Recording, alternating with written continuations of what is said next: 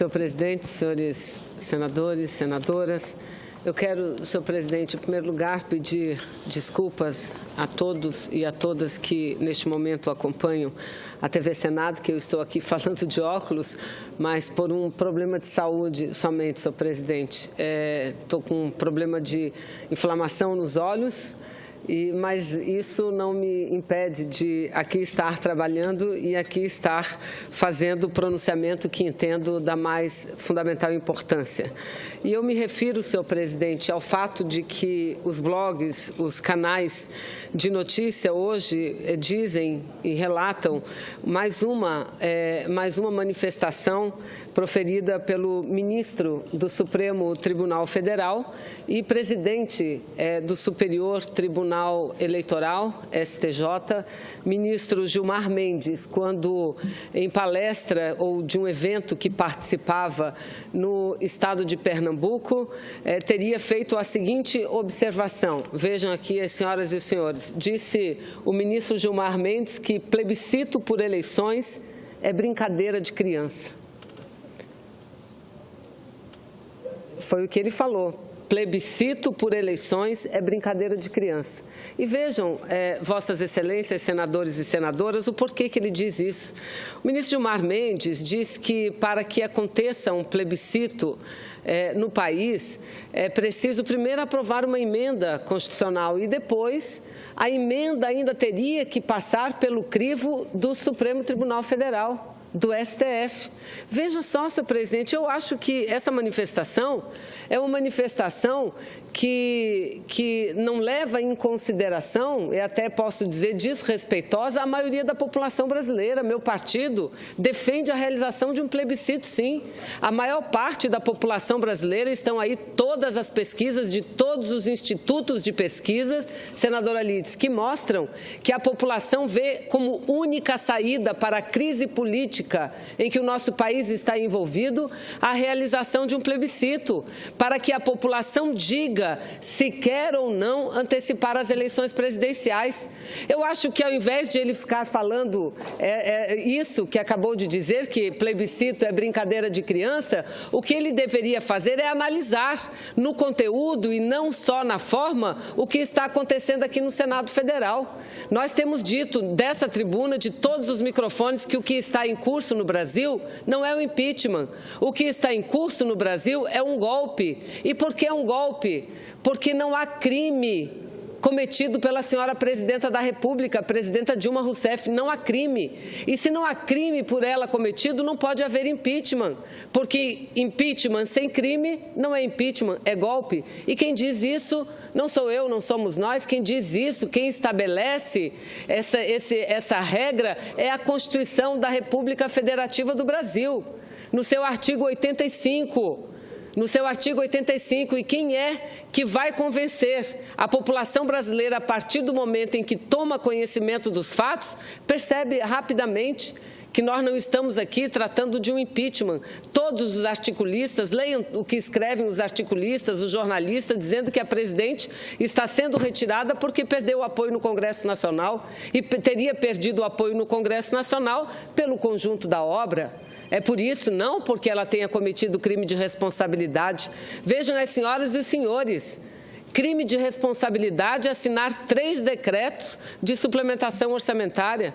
A mesma coisa, exatamente a mesma que fizeram antes outros presidentes do país, a mesma coisa que fazem todos os governadores, quase, sendo impedida, sofrendo impeachment, porque no país, no ano de 2015, o Plano Safra foi executado, onde não há nenhuma participação da senhora presidenta da República, não há uma assinatura sequer, e um plano operado da mesma forma como vinha sendo operado anteriormente. Então, acho que o ministro Gilmar Mendes, eu lamento dizer isso, ele deveria se preocupar em analisar a constitucionalidade, não não do rito do impeachment, mas do conteúdo do impeachment, porque o rito não justifica o conteúdo. Não podemos ter forma de um processo sem conteúdo, e esse processo que corre, ele apenas tem forma, mas não tem conteúdo. Então, eu lamento, e além do mais, senhor presidente, ele não pode chamar de brincadeira de criança aquilo que a maioria da população brasileira defende. Repito, se por um lado dizem que a presidenta não tem mais condições de continuar porque perdeu a governabilidade a partir do momento em que teria perdido o apoio do Congresso Nacional, por outro lado nós dizemos, também este presidente ilegítimo não pode continuar, porque ele não tem legitimidade para continuar. E não tem legitimidade por uma série de razões, não só pelo golpe, mas pelo objetivo que o levou à presidência da República, e todos nós sabemos. E foi revelado, eu não canso de me repetir, foi revelado por um colega nosso, senador Romero Jucá, que para convencer o PSDB dizia aos seus colegas senadores, precisamos dessa etapa intermediária, de ter alguém no poder que possa fazer as reformas antipovo, porque nenhum presidente eleito terá condição de fazer. E já começaram, senador Paim. Passamos amanhã agora na Comissão de Assuntos Econômicos debatendo a emenda constitucional 241, que na realidade ela não apenas limita, não apenas promove um ajuste fiscal limitando os gastos públicos, não. Uma emenda constitucional para vigorar por 20 anos e que no fundamental mexe completamente com a estrutura do Estado brasileiro, iniciando o processo da formação do Estado mínimo, que é o Estado defendido pelos neoliberais, onde a saúde é privatizada, onde a educação é privatizada, apenas as carreiras de Estado funcionarão. Então, já começaram, que legitimidade têm eles para continuar? Então, eu lamento, não há o que dizer, apenas lamentar essa triste observação, muito mais política do que jurídica, manifestada pelo ministro Gilmar Mendes, quando esteve recentemente no estado de Pernambuco. Lamento, porque isso que ele chama de brincadeira de criança é para nós e para a maioria do povo brasileiro a única saída capaz de trazer o país para a normalidade. A única saída política, porque se é a nossa democracia que está ferida de morte, a nossa democracia, precisamos nos socorrer na própria democracia. E nada melhor do que a nação brasileira, do que o povo brasileiro dizer o que quer nesse momento de tamanha dificuldade política e também econômica para o nosso país. Eu não sei se há alguma coincidência ou não, mas tudo indica que a presidenta deverá divulgar hoje ou nos próximos dias a carta, uma carta dirigida à nação brasileira, dirigida às senadoras e aos senadores. E nessa carta, a presidenta Dilma se comprometerá, caso volte a apoiar a proposta da realização de um plebiscito, porque nós não estamos defendendo imediatamente novas eleições, nós estamos defendendo um plebiscito, que o povo brasileiro, homens, mulheres, jovens, diga se querem ou não antecipar as eleições presidenciais. Apenas isso. E isso, senhor ministro Gilmar Mendes, do Supremo Tribunal Federal, isso nunca foi e não é brincadeira de criança. Isso sim é a defesa mais completa do nosso processo democrático. E para concluir, senhor presidente, eu quero aqui, ao mesmo tempo em que peço que seja inserido nos anais da Casa, uma carta Canta a Democracia, de um movimento denominado Canta a Democracia, uma carta e um manifesto escrito por vários artistas, compositores, cantores, e que diz respeito a um evento cultural que eles vão realizar agora proximamente na cidade do Rio de Janeiro, no Circo Voador. Então, como não tenho tempo de ler toda, lerei apenas uma parte, senhor presidente, que considero importante. Diz o seguinte, denominado, um espetáculo que será apresentado denominado A Farsa. Aí diz o seguinte, liberdade, igualdade e fraternidade. Na sombra desses ideais, o golpe golpe de Estado do 18 Brumário, na França, de 1799, consolidou as pretensões econômicas de uma burguesia que, para pôr fim à instabilidade política, entregou o poder nas mãos de seus representantes, entre eles Napoleão Bonaparte. 52 anos depois, o sobrinho Napoleão III imitou o tio, afogando os ideais da República em outro golpe de Estado. Esses dois momentos da França deram origem à frase atribuída a Karl Marx: a história se repete a primeira vez como tragédia e a segunda como farsa.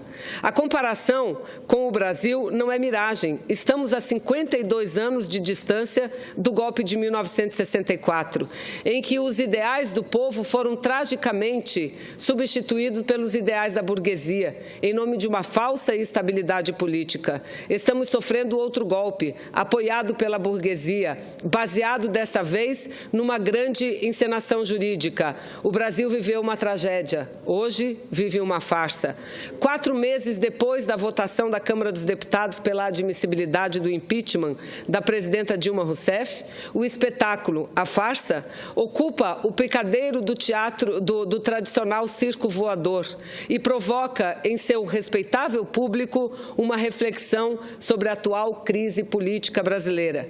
Desse espetáculo, cuja direção é de Ernesto Piccoli e Luciana Sérvulo da Cunha e que tem a colaboração de Amir Haddad, participam ainda André Abusmara, André Wong, Antônio Pitanga, As Marias da Graça, Baile Black Boom, Bem-vindo Siqueira, Beth Mendes, Carla Cristina, Chico César, Cristina Pereira, Edgar Escandurra, Eduardo Tonag, Flávio Renegado, Geraldo Azevedo, Gregório do Vivier, Jorge Maltner, Leone, Letícia Sabatella, Maracatu Bach Mulher, Marcos Café, Naná Rizini, Osmar Prado, Otto, Pequeno Cidadão, Rodrigo Pena, Silvério Pereira, Estela Rabelo, Tadeu Meneghini, Tereza Seiblitz, Tico Santa Cruz e Tonico Pereira. Então, senhor presidente, esse espetáculo, a farsa, é um evento da ação independente Canta a Democracia em defesa dos direitos de todo cidadão brasileiro, pelo Brasil das mulheres, dos negros, dos cidadãos LGBT, dos indígenas, o Brasil dos trabalhadores, dos aposentados, dos estudantes, de todos nós. Um país que já teve importantes conquistas e não pode, de forma alguma, voltar para trás. Um país que tem de preservar o que conseguiu com muita luta. Um país que tem de assegurar o direito ao voto. Um país que diz não ao golpe, senhor presidente. Então, artistas intelectuais da campanha Canta a Democracia. Então, peço a Vossa Excelência, senhor presidente, que na íntegra possa deixar registrado nos anais dessa casa essa importante manifestação, mais uma de tantas dos artistas intelectuais brasileiros e brasileiras. Muito obrigada.